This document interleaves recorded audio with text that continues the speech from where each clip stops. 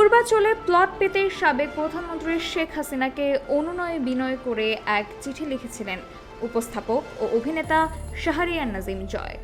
এই চিঠিতে শেখ হাসিনাকে একাধিকবার মা বলেও সম্বোধন করেছেন তিনি। এর জের ধরে অনেকে জয়ের চরিত্রের স্বরূপ উন্মোচন করেছেন। তুমুল সমালোচনা হচ্ছে জয়কে নিয়ে। অবশেষে চিঠির বিষয়ে মুখ খুলেছেন জয়। এ বিষয়ে ফেসবুকে স্ট্যাটাস দিয়েছেন। চাটুকারিতার কথা অকপটে স্বীকার করেছেন। সেই সঙ্গে সবাইকে ভুল সংশোধন করার আহ্বান জানিয়েছেন জয়।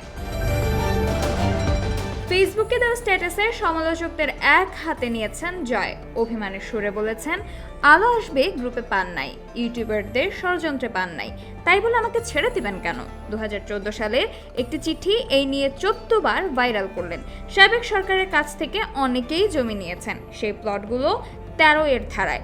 এই সরকার ইতিমধ্যে সব প্লট বাতিল ঘোষণা করেছেন।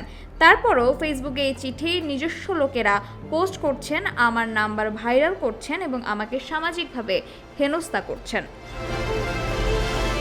জয় আরও লিখেছেন, অবশ্যই এই চিঠি চাটুকারিতার মধ্যেই পড়ে, এর জন্য অপমান আমার প্রাপ্য, কিন্তু দেখেন শাস্তিটা বেশি দিয়ে ফেললেন না। আল্লাহ তবে আপনাদেরকেও ক্ষমা করবেন না। আল্লাহ যে আছেন এবং যথাসময়ে পাপের শাস্তি হয় তা আমরা তো সবাই বুঝে গেছি, তাই না?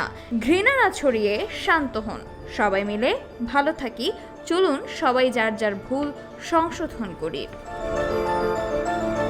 প্লট পেতে 2014 সালে শেখ হাসিনাকে চিঠি লিখেছিলেন জয়। সেখানে শুরুতেই জয় লিখেছেন, মাননীয় প্রধানমন্ত্রী, উপমহাদেশের শ্রেষ্ঠ নেত্রী ও আদর্শ মা। এরপর তিনি লিখেছেন, আপনার সুযোগ্য পুত্রের নামের আরেক পুত্র শাহরিয়ার নাজিম জয়ের সালাম রইল আপনার প্রতি। আমি জয় বাংলাদেশের একজন জনপ্রিয় নায়ক।